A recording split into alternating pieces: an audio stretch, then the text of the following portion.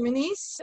Hey, This is a special Zoom edition of Harmonies. My name is Denise Hurley, and I'm here with Joziah Longo of the Slambovian Circus of Dreams. yes. Welcome, Thank Joziah. you. Thanks, Denise. Thank you. Good to be So here. happy to have you. So first of all, I think I'd like you to explain what your really wonderful name means and how it came about for folks that don't really know about your band. Well, we used to be Gandalf Murphy in the Slambovian Circus of Dreams, right? Do you remember that? Oh, I remember that because the first time I met you and when you played for us, that was your name, and we had so much fun with that name. You know, we're kind of magical thinkers. Our kids make fun of us all the time because we're such magic thinkers. But I mean, I think the name for me initially when it was Gandalf Murphy, I'm kind of a religious type of person in some bizarre way, you know. Uh-huh. Gandalf Murphy was kind of like God, and the Slambovian Circus of Dreams was like the dream that unraveled into the universe that we were from this consciousness that had this dream, and we're all part of the Slambovian Circus of Dreams. So that was the kind of cartoon version of what it was initially, you know. So and so it's always been a bit, you know, like a giant whimsical thing for me to be in a band that's called the Slambovian Circus of Dreams, especially when we appear as two people sometimes, or five or six. Yep. So it's been very it's been good to work in that kind of space. I think it's important to create a world if you want to keep your sanity when you're doing music, you know. So we have a world, you know, and you know, Slambovia spills out into the Highlands where we live. We live in the Hudson Highlands, you know. Right up the road from Pete Seeger. When Pete was on the Earth plane, we're like right up the road from him. But we always joke with him about the fact that, you know, we live in Slambovia on the Hudson. And, so yeah, it's the place that we live in. It's kind of like a Brigadoon or something, you know. Right. Nice. Yes. Oh, yeah. So it must be really pretty out that way where you are. Yeah, it's gorgeous. It's really gorgeous. You know, even when the storm was happening, I just went out into the middle of the storm. We're up on a hill right over the river, and you know, to the right is Storm King Mountain, which a lot of people call like the birthplace of the environmental movement, you know, because the river keepers and all were, you know, used to fish around that area. So those are our neighbors. And Storm King is where the, you know, they used to do all that bowling that causes the thunder, you know, the elves and stuff. That's all up in this area here. So we hear that, you know, pretty regularly when they're playing nine pins in the hills. We can hear that right across the river from that, you know, where we are. So I think that was a story I knew when I was a kid or something, isn't it? I'm a little spaced. I'm a little my brain's not functioning to access his name. What is his name again? Rumpelstiltskin? Yeah, no. No? Washington Irving. Rip Van Winkle, yeah. Washington Irving lived up that end of the river, you know, Tarrytown to Barrytown along the Hudson. We're like right in the center of it. Yep. That's where Slambovia is, right on the Hudson. Oh, yeah, I used to love that story. Okay. So how did this all come together? How did it become together in the beginning? What happened? How did you become a band? Well, I've been playing music since I was a baby, you know, really honestly. My dad played and my grandfather played, so I grew up playing music. It's the only trade my dad ever taught me. And I used to play a lot of, you know, early, like hillbilly kind of stuff when country was a little bit more hillbilly-ish. And, you know, early Hank Williams stuff and, you know, all things from that ilk, Hank Snow, all the different Hanks that they used to have back in those days. I learned that as a kid. And then the British invasion happened, and my father tuned into that and started recording stuff off the radio. So we learned all the Beatles and all the other British invaders. We learned all that music pretty quickly. So by the time I was 11, I was considering a band. And by the time I was 13, I had a band that was playing out called The Atomic Reaction. And we used to play all the Irish social clubs in Philly and, you know, any $2 nights and stuff like that. So I've been doing that ever since I was a kid. I left home at 16 and Mhm. started playing on the road. I moved to Center City, Philadelphia. I lived across the alleyway from Darrell Hall before we started Hall and Oates. So, you know, I was always around musicians, professional musicians. So, yeah, I was on the road from 16 to 18. Then I came to New York and did some theater. I got some theater company heard me playing in a Mexican restaurant in Fishkill or Poughkeepsie. Anyway, somewhere up around here. I lived Mhm. in Milton at the time. And they asked me to go on the road with them. So I did a tour. I was like about 17 or 18. I did a tour of Jacques Brel's Alive and Well and Living in Paris. I never had any theater experience. And so I did that for a while. And then I wound up going to New York City and uh, just built bands. Okay. Every time I needed to do something new, I built a band and created some crazy name for it. So I've been doing it for a long time. Then when I met Tink, I gave up music in '75 for a number of years. I was trying to I was trying to find the meaning of life, you know. Mhm. So I gave up music and all worldly things, kind of shaved my head, did 7-day fast and stuff like that. And at the end of that time, I realized that the universe wanted me to play music. So I started another band. It was called The Rain. And shortly after that, I met Tink. She had been on tour in the UK, and when she first came back, a friend brought her to a rehearsal. So I met her when I was rehearsing, and we saw each other, and something clicked. And you know, we got together soon after that. And ever since we've been together, we've made bands. We had a bunch of different bands.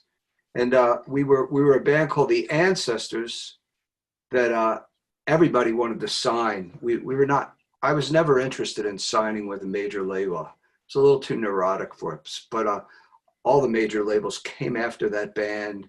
A couple of famous producers wanted to do albums with us, and they did. And then that brought more interest from the labels, and me being shying away from it even more. You know, people thought I was a little nuts for doing that, but you know, back in those days when it mattered. But we Mhm. shied away, and then we left New York City and just moved upriver.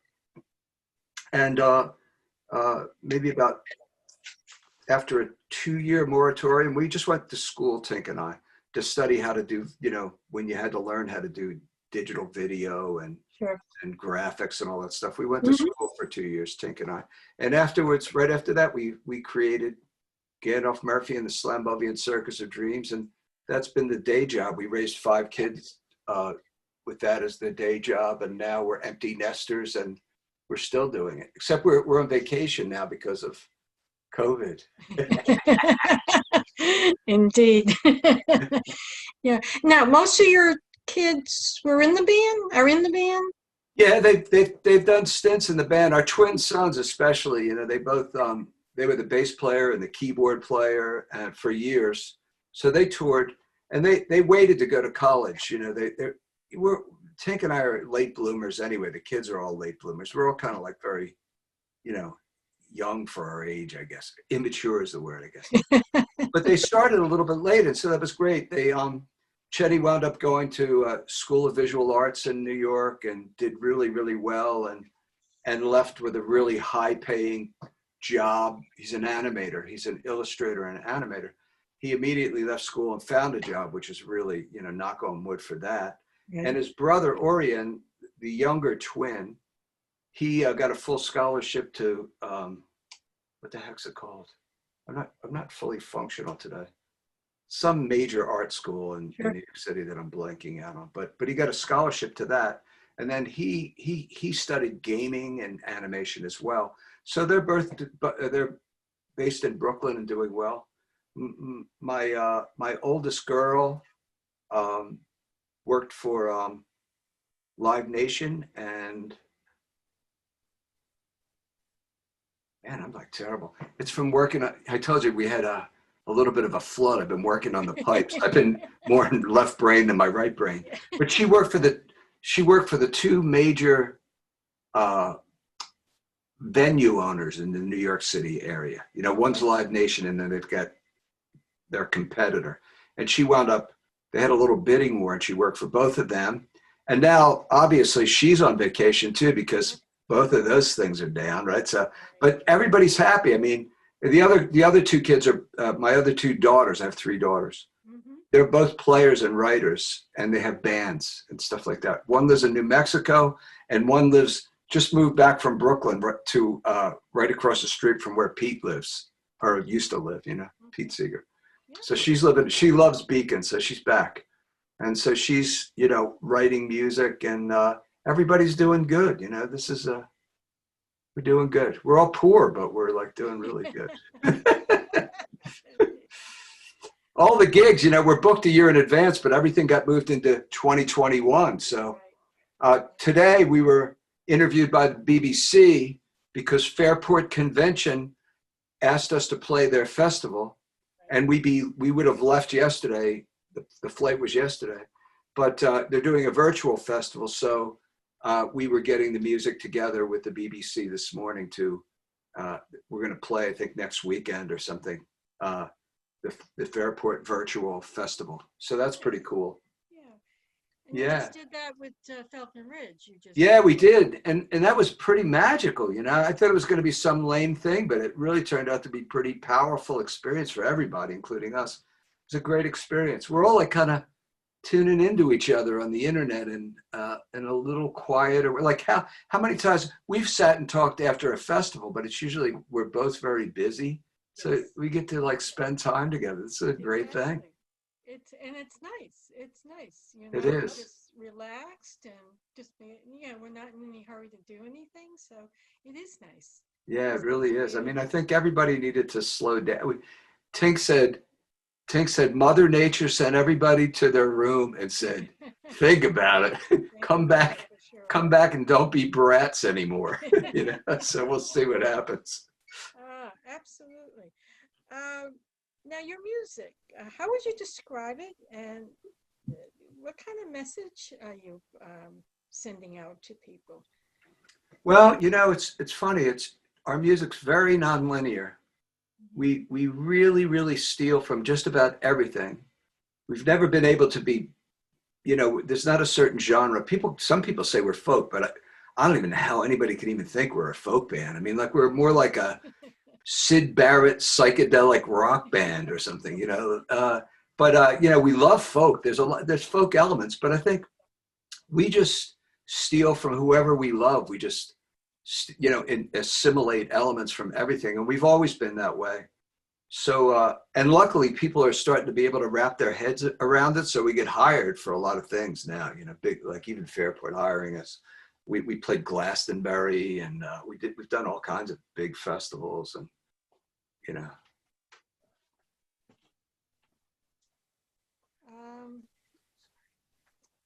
I guess the other question I have is, what do you like about being a musician? What's about that that you enjoy the most? I think the most joyful thing for me as a musician is I'm constantly thinking of talking to people through the lyrics and stuff, you know. So you're constantly thinking of different people that you love, or people that you'd be concerned about, or, you know, the situation of the world. And so when your work becomes this thing of really focusing on how would I solve a problem if I only had words to do it? How could I have my words adjust people's posture so that we together we might do something that would make the world a better place? So I love that's my work, you know. And then so I write all the music in the band, and then you know, the joy of actually playing music and then having people immerse themselves in it. And I think for us, because we're 60s kids, you're like a 60s kid, right? Mm-hmm. I think, you know, for us, our religion became music. You know, our religion became concerts and festivals and stuff like that in the 60s. And it's carried on since that time. I mean, it never quite existed like that before the 60s, you know. And so I'm really very, very grateful that I was able to, without ever signing ourselves away to any label, which I thought sometimes I was very crazy or belligerent for not doing, to be able to have it be the day job. And Tink's not like the sensible one who stays home and does, you know, gets a regular job. And Tink and I have both been on the road, raising 5 children and touring the endless tour. And with our tribe members, my sister used to, you know, be with us and take care of the kids. She was a nanny, then she had her own family. My kids took care of her kids. And, you know, it's a very tribal thing that's allowed us to do what we do. And we're always experimenting within the tribe how to make a world that's functional, because obviously, you know, right now we're trying to dismantle things in the world, right? And we're being forced to be at home a little bit. So it's a really good time. We're always kind of in that space. This feels very natural to us. In fact, a gift to be stuck at home, because we get to work more on the music. We often have to sacrifice the music to be on the road doing the music, if you catch my drift. You know? I do. So you feel like you're able to maybe write some now, or Yeah. and think about where you want to go next in terms of your music, and you know, what's next type of thing. Yeah, Denise. Yeah, absolutely. I mean, I think we hit a point, you know, in our lives too, where it's like we before the year changed. You know, again, I want to say little things because I am slightly religious, but it's like pretty wacky. I talk to Heavenly Mother a lot of times. I think about this like the feminine aspect of the universe, because I really feel it's very much a time for the feminine, the more yin, the yin side of the equation to guide things, and that the more yang side of the equation, you know, that masculine energy or that needs to step back a little bit and balance a little bit more between the yin and the yang. You know, you've got quite a yin and yang in your relationship, that's for sure. Right? So, you know, you know, I think the yin part really, it can help the world unravel. It can help the world calm down a little bit, you know, and this time that's forcing us to slow down a little bit more, you know, is very helpful for all of us. So, you know, in answer to that question, yeah, Tink and I were like, I was told by Heavenly Mother, I might be insane, you know, I was told I talk to her all the time and I hear her. I was told by Heavenly Mother that 2019, I just needed to vanish for a while. And that because 2020 would be a big reset button for the world. So we took off the whole month of January. We're booked like solid all the time. Took off the month of January, and Tink and I started just, you know, throwing out old stuff, consolidating things, you know, figuring out how can we put ourselves in a position to give more with more traction before we drop dead, as we're on our way to dropping dead 20 years from now. You know? And so we did that in January. We took some gigs the next month, and then we took off again to do some recording and video work. And right in the middle of that period we were taking off, COVID hit right in the middle. So it just, this thing that she was talking to me about doing became extended for like a year or whatever it's going to be that we're like all stuck at home. So there's something going on. I mean, I feel from her that it's a time that, with all the difficulty and uncertainty about things, it's really a time like for the great unravel, where we get all slowed down enough, get in touch with ourselves, even without having to meditate. You don't have to meditate because we're all moving so slow. You know, you got to face yourself, you know. You do. So I think, you know, I'm very hopeful about this time, Denise. You know, I feel the world can come out better. I mean, we jump out again with our dukes up, ready to do all kinds of stuff, you know, bitch and moan about stuff. But even that, you know, that stuff needs to come out and work through, because there's a lot of things that we never slowed down enough to get completely right, like the black part of our family issues. We're never quite, we didn't unravel down enough to solve systemic things and all that kind of stuff.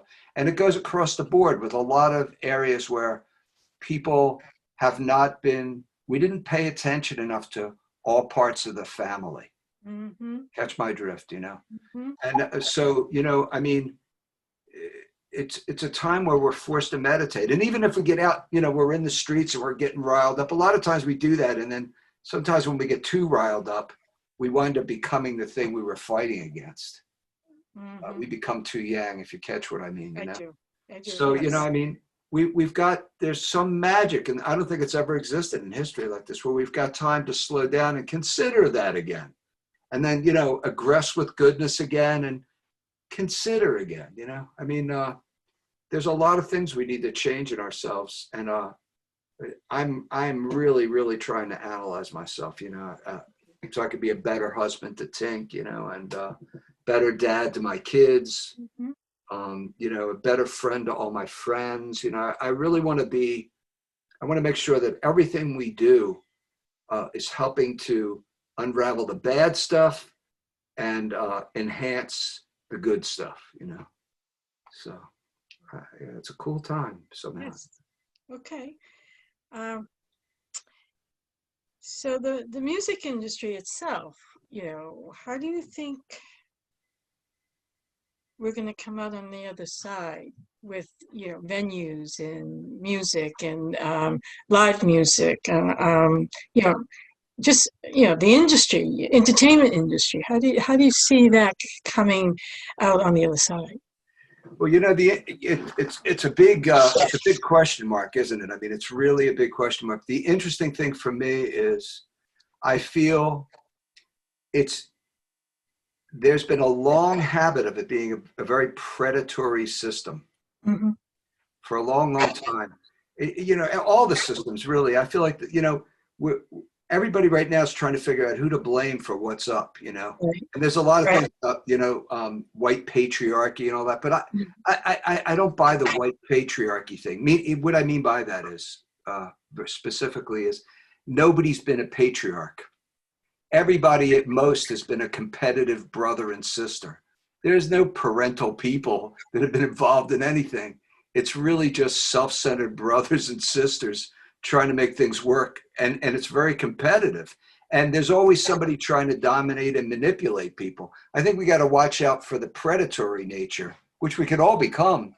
But I think it's always like, how do you unravel the predator? It's not like we got to get rid of the father figures. Well, George Washington was never a father. All those guys, when they were writing at least they had intentions of having equal rights for people. I mean, they wrote it down and they tried it. That's the good thing about America is they wrote it down and they tried it. They're good fiction writers. You know what I mean? Yep. They wrote a very idyllic fiction, but they haven't been able to manifest it yet. But you know, we've all been striving for that equality. We all dream of that equality. We all want it. And we're all in different phases of it. No one has suffered as much as the black part of our family and the red part of our family in this country. You know, so that really needs to be dealt with. But, you know, the victims have been different victims in other countries all the time. But it's because it's always the predator trying to dominate and control things. And it kind of teaches us all, in a way. I know when I'm coming up in high school, just for boys coming up in school, it's always been like, you know, hey, did you get laid yet? Like when you're a teenager, you know, there's all this kind of thing of like, you're supposed to be predatorial to be cool. It's like, it's a very messed up system. So I know the question was about the music industry, but I mean, it's really funny with a Harvey Weinstein and all those kind of things. And, you know, women stepping up and talking about abuse and men stepping up and talking about abuse. I mean, I've been in the industry since I was 16. You know, I was around the industry and I lived in Hollywood. I lived in New York City. I lived in Hollywood as a young person. And those predators like the Harvey Weinsteins, they were everywhere. You know, every man or woman that tried to get a job at you know, there was always like, hey, if you do this for me, I'll get you. And it was always a very like, not parental, not let me help you get a leg up, not let me help you. Yeah. And you know, so I think it's really a challenge to the industry. They're scrambling. They're always trying to think of how to make their money. every time things get free, they're trying to think, how do they clamp it down on it on the internet, you know? But I really do believe it's kind of like a judgment day. It's kind of like in Slambovian, we called it the great unravel. We, you know, prepare for the great unravel. And the great unravel is just the end of bullshit and the beginning of facing what really is best for everybody, you know? In Slambovian, we always say, there's no excuse for evil when there's an option of good. So you can mess up, you could do something stupid, but you can go, wait a minute, that was stupid. Let me not make it a habit. Let me fix it and do something good. So we're always striving for that. I don't, you know, so the industry, you know, the whole world's got to come apart. Our school systems, everything, we've been jumping through hoops that people don't fit in, you know, it's just, everything about it. And you come out at the other end and you don't have a job, or you get a really good job and you work somewhere for 20 years and they're not loyal to you. You know, it's like we forget that we're family, you know, in the old system. I think it's coming undone, you know, I think it's the great unravel. I think so too. Yeah. And I'm looking forward to what's to come. Yeah.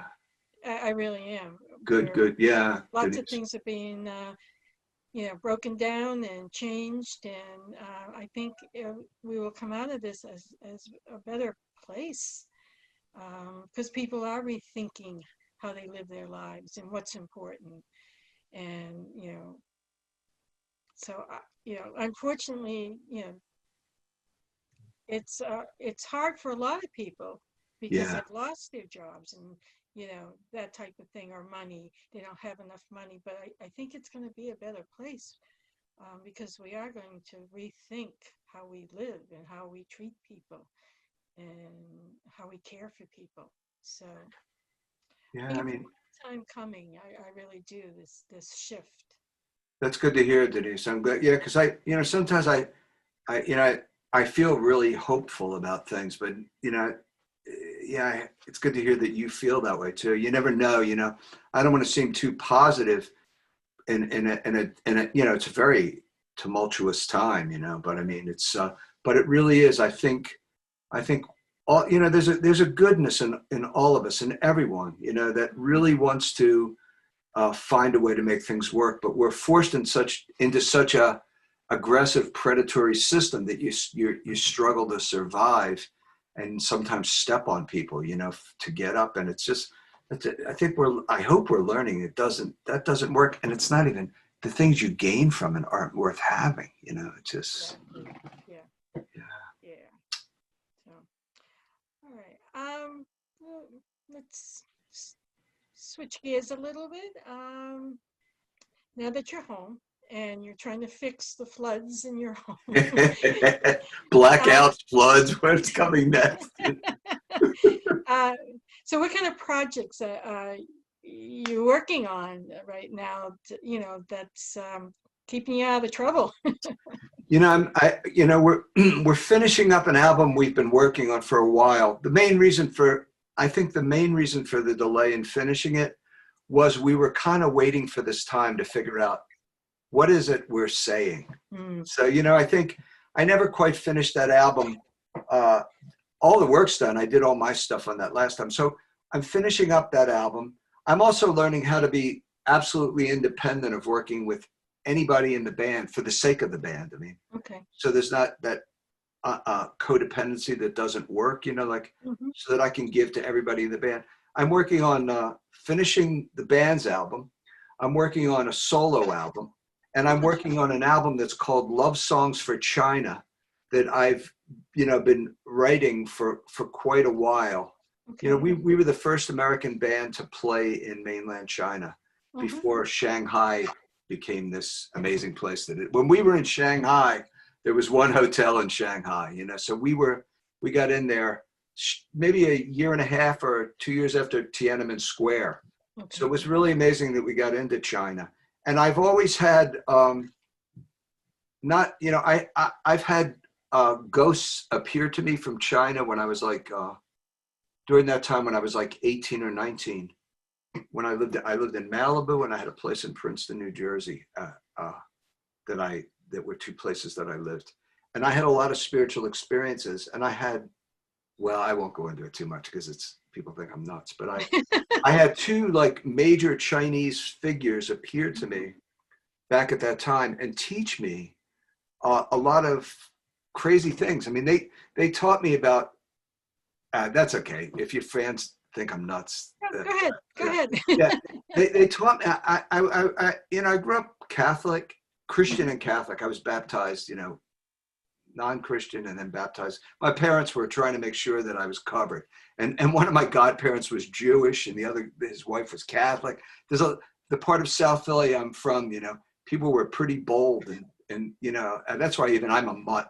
No two grandparents were married to anybody from the same neighborhood or disposition. And it's a lot of intermarrying and stuff like that. But anyway, I get lost. What was I talking about, Denise? What was I saying? Do you remember? We lost that one out the. Oh, China. I know. So, yes. I was very amazed that we were considered the first American band to play in China. Since the revolution, or something. And they said that our names, we were called the Ancestors. They said the words the Ancestors. That was the first English.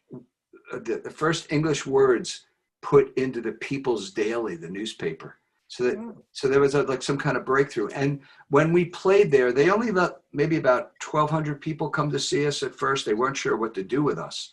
And they had a lot of Chinese pop singers around us, to cover if they needed to get us off stage. And we played 2 songs and the guy running it pulled us off stage and sent out Chinese pop singers, singing the tracks. And then he started yelling in my face in Chinese. I'm backstage. And I grew up in a neighborhood where it's like, I only could take so much and I'll like pop somebody, you know what I mean? So especially if somebody's like in your face like that. Yep. So I'm backstage and all of a sudden that 1,200 people started chanting, ancestors, ancestors, ancestors, until someone ran up to him who must have been his secret boss. Because there was a lot of people from the party there, and told him, started yelling at him, the guy yelling at me. And he said, we went back on stage and played. And we went back on stage, and the only 2 long-haired guys I saw in China the whole time I was there, came up to the stage to headbang. And soldiers came and grabbed them and dragged them on their heels out of the place. Started dragging him away from the stage. Sure. And I was on stage performing and I went, yo, we're in this was when it was still like dangerously communist China, right? Yo, let him go, I said. And my translator, woman translator said, there's something whispery like this. And tension was in the room. I thought, oh my God, we could get shot or vanish into prison or some crazy thing like that. And that moment of tension ended by, they let them go. They listened to me and they let them go. And when those guys came up to the stage, everybody in the audience got up, and it was families. They got up and came to the stage and they were reaching out like this, and we were touching each other and we were crying from the stage and they were crying. And this really profound thing at our first concert in China happened. Like the family got back together again. The Predator was backstage trying to control everything, and the family was back together. And it was really profound. And then all the press that covered it wrote these spectacular reviews of the band. So then we only did about 4 concerts. The other concerts had more people in them, and it was just quite amazing what happened over there. But they booked this huge tour for us, and it was supposed to be finished with a 50,000 seat, like stadium for us to play in. And then China, people got self-righteous about human rights in China, which we should be, but you got to play your cards right. You can talk about stuff, or you can get in and do stuff. This is a long time ago, Yeah. And China didn't get the Olympics, and so they canceled our tour in retaliation to the United States doing that. Yep. And I thought, what a dumb move. Well, many things have changed since that time. That's it's like the Wild East days.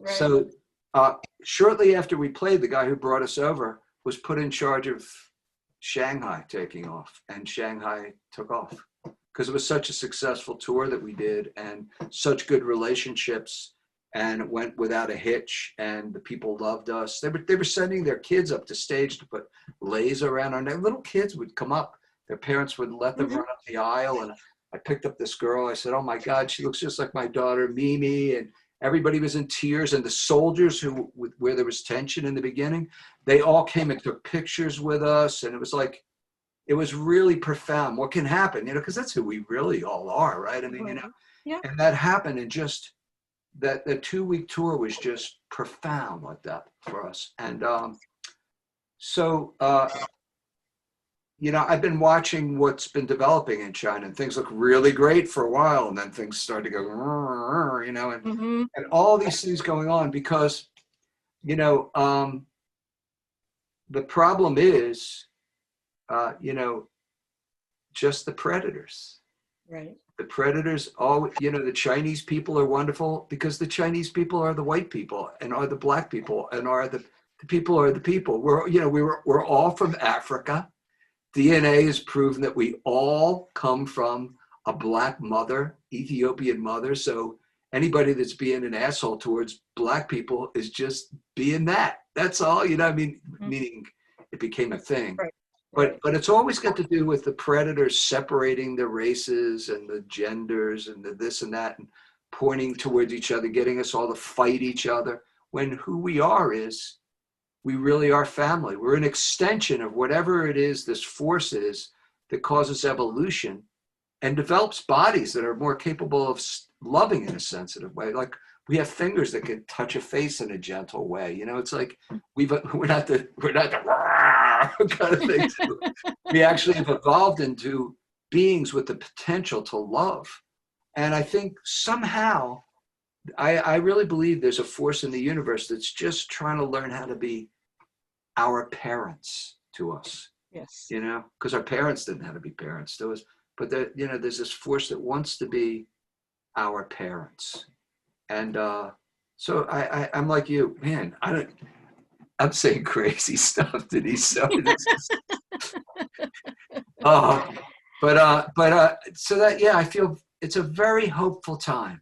I really hope we can unravel and not just jump back into the stupidity again, Right. Even politically, it just, I don't, left or right, I make people mad because I say, I'm more worried about the predators hiding in the very extreme right and the very extreme left than and even about Donald Trump. Donald Trump's a minor player in this game. He's not really, you know what I mean?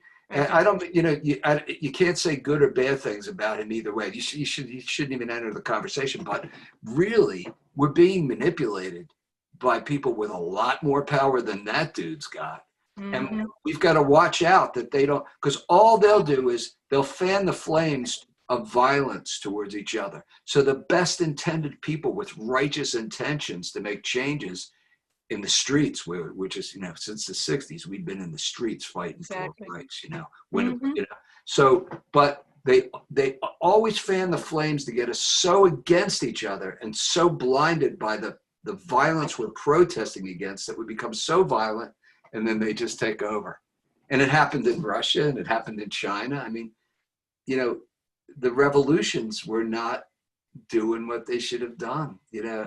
Even Mao, he bought into the worst of white Western thinking that says conflict-based makes it work. We were all about that in the 60s, but man, that's not what makes it work. And it's not about survival of the fittest. It's about survival of the people that bond together and figure out how do we survive together, Exactly. Yep. I agree. So, yeah. I agree. Anyway. All right. So. Is this okay, the stuff we're talking about? Absolutely. Good. Absolutely. So will you, so do we get to see you online so we can still hear your wonderful music? And are you going to be doing some of that, more of that? Yeah, we are. We didn't have a stable enough internet until yesterday. Tink went and made sure we could do it. Sure. And we share, my sister lives in the same house with her family. So, internet was a weak thing. So we only did recorded stuff and stuck that people kept wanting us to do, like Adam Ezra did. I think he did a show a day for a year, that's Yeah, he was and we're doing like, that. yeah, that's Yep. good. Go for it. Adam makes me tired, Yeah, go, brother. Go. Yeah, he's a more hyper kid than me, I'm a hypo. I'm a little bit of a turtle, I'm the tortoise. But we are, we're doing more and more. And if people go to that Falcon Ridge site, if they look up the Falcon Ridge Festival, all that stuff stayed up. And we did 3 stages there. Yeah. And it's footage that no one ever saw of the band that got for the main stage set 2013. And you get to see the audience. A camera crew wanted to film us there. Yeah. I said, you could film us. Like they brought like a 4 or 5 camera shoot at Falcon Ridge. And Ann was good enough to let us do it. Sure. But I said, but if the best cameraman is on stage shooting the audience, and they did it. So there's so much good footage of the audience reaction and singing along. Victor Moore did this. And a guy we used to work with in Manhattan. He's fantastic. And he recently just made a documentary of the band too, which is another thing that just came out a few months back. But Victor filmed this stuff. So if people look up that Falcon Ridge stuff, and also Tink talked me into singing 2 songs from musicals I wrote for a Broadway theater called Circle in the Square Theater in Manhattan. Ted Mann used to run it. He went to the spirit world, but Ted Mann was a great advocate for Black actors who had never had a lead part in Broadway. Ted fought for James Earl Jones to get the lead in The Iceman Cometh or something like that. He fought for it and against great odds back in those days. So I got to work with Ted Mann. Ted Mann got wind of the music that I did from his son John, and Ted and I wrote 2 musicals together, and Ted invited all the New York City school system kids to come. So, the theater was open for about 2 weeks, and was packed every day with 1 or 2 shows per day. And we did Aesop's Fables, right, musical, and we did something called Fat Horse and Slim, which is like a surrealistic study of the state of America from the but it was an old aging cowboy and his horse. So anyway, Tink got me to do a song from Fat Horse and Slim and a song from 2 songs from Aesop. So that's all up there too, in case people wanted to, Google Falcon Ridge and go look at that stuff. But we will be doing more and more. And we've got one of our drummers now, the drummer that did the UK tour, is a professional videographer. Like that's what he does for a living. He's out in Montana right now, doing a shoot even now. And when he's back, he's so excited about being the drummer in this band that he just pushes us to do these videos where it's us singing, like, you and me are that. What do you call it? Yeah. So when Matthew comes back, we'll be doing more. So yeah, a lot more. I mean, and I think, Tink and I should get enough traction. We're learning to film each other and help each other. And Tink always wants to be, she likes to be the engineer. She wants to engineer stuff and she likes it even better than playing. She doesn't practice. She plays everything.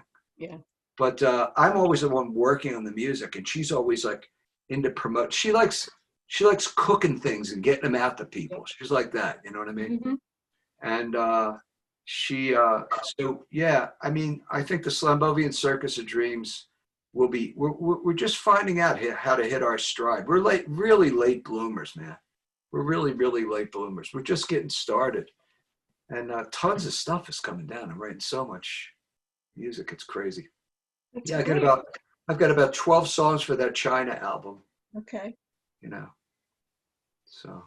Well, I can't wait to hear those. I can't wait to hear you live again.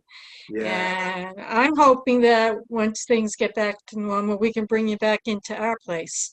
Because I'd love to do that with you again. Yeah, Definitely. we always have such a great time.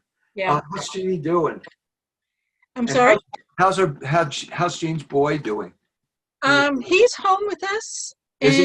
and we're taking care of him. He's doing well. Good, good, good. You know, um, yeah, he's doing okay. I mean, It was he pretty rugged. He went through some rugged stuff, right? he did, he Yeah. did. But he's home. We're taking care of him, and that's where he needs to be, is with us. So, Yeah. Well, you guys are magic, so he's lucky to be thank you. with you guys. So, Yeah, so we're doing well. His kids are here too that visit with him. His sons and his grandchildren are here all the time. So we always have a full house of children, and uh, there's a lot of love here, and a lot of goodness here. So good, good, we're good. doing well. Yes. And I'm trying to stay as creative as I can. You look Doing- great, man. You look so chipper, and Oh, as thank soon as you. I saw you, I felt happy. Yeah, Happiness. So good for you. yeah, Your blessings on all of you guys. yeah. Thank you. Thank Yeah. you so much. So, okay. Well, if people want to find out more about you, what do they do? They write the Slambovian Circus of Dreams into some search engine, and everything will pop up. Everything. Slambovian. It's just like it sounds, and you can find us. And Yeah. I hope you like our music. And when we all get out again, come see us live. Live is where Oh, it happens. yeah. So you'll be back, hopefully 2021, back on tour, and creating the magic that you do. And I'll definitely get to see you back at Falcon Ridge next time. I can't Yes, wait. yes. So, Anyway, see you soon. Thanks for having me. okay, you're quite welcome. Thank you. All right, Bye-bye bye-bye. now.